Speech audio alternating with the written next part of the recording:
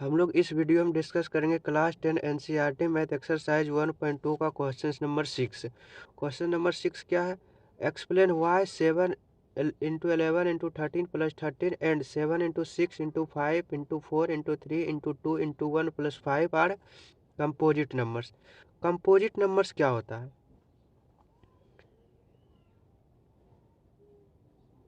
Composite numbers क्या होता है?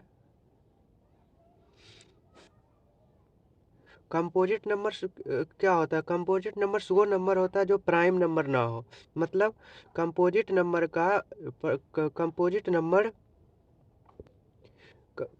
नंबर क्या होता है? कंपोजिट नंबर वो होता है जो वन और इटसेल्फ एक और अपने आप के अलावा किसी और नंबर से डिविजिबल हो।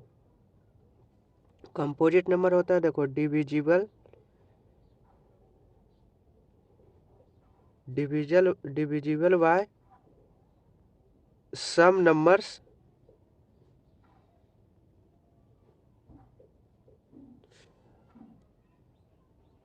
Other than one and itself.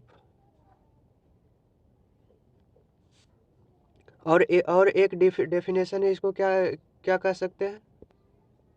और इसका एक डेफिनेशन क्या लिख सकते हैं? इस कंपोजिट नंबर को हम लोग लिख सकते हैं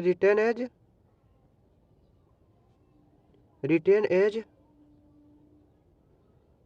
product of some number other than one and itself.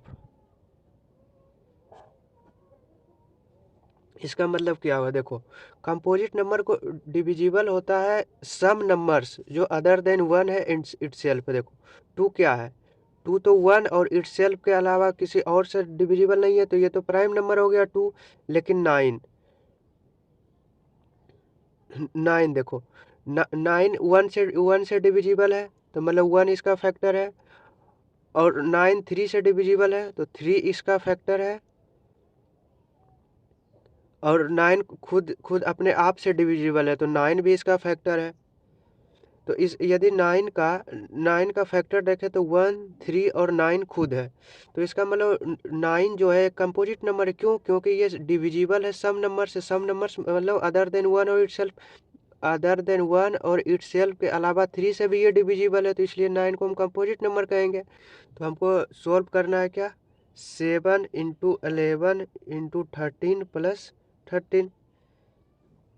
इसको कैसे लिख, यहाँ से 13 यदि कॉमन लेते हैं तो क्या होगा? 7 इंटू 11 प्लस 13।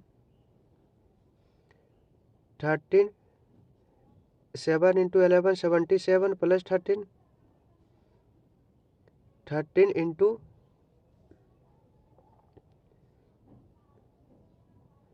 77 प्लस 13 कितना होगा? 90। 1170,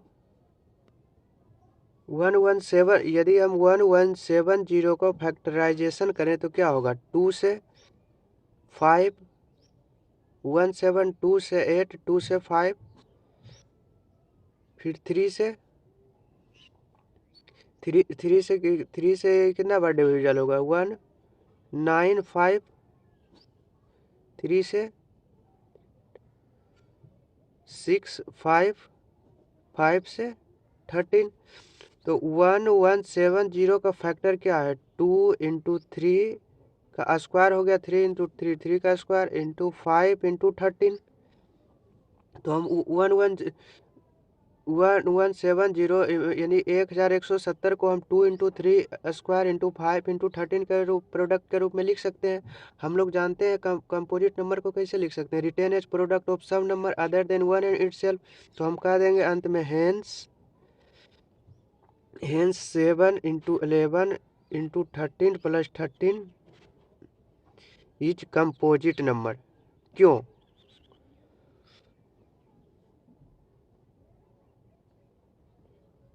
कंपोजिट नंबर क्योंकि हम बिकॉज वन देखो, product of 1170 is other than one and itself.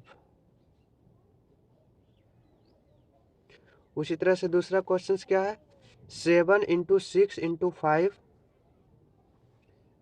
7 × 6 × 5 × 4 3 2 1 × 4 × 3 × 2 × 1 +5। यही है दूसरा क्वेश्चन। तो इसको कंपोजिट नंबर हम कैसे शो करेंगे, यदि यहाँ से 5 कॉमन ले लेते हैं, 5 कॉमन लेते हैं तो क्या होगा, 7 × 6 × 5 तो कॉमन ले लेंगे, तो 4 3 2 × 1 +1 बचेगा। 5 7 × 6 × 4 × 3 × 2 +1 क्या होगा, 3 दूनी 6, 6 चौक 24, 24 × 42 करेंगे तो क्या होगा, 960 और 48, 8 6 4 10, 9 1 10 11, 1100, 8 +1, 5 × 11 09। तो हम लोग लिख सकते हैं, देखो यदि इससे 5 से 1109 को मल्टीप्लाई करेंगे तो क्या होगा, 1109 × 5 45 55 5 5 4 5 5 5 4 5 5 से डिविजिबल है, हम यहाँ लिख देते हैं 5 4 5 is divisible by 5 which is other than 1 and itself।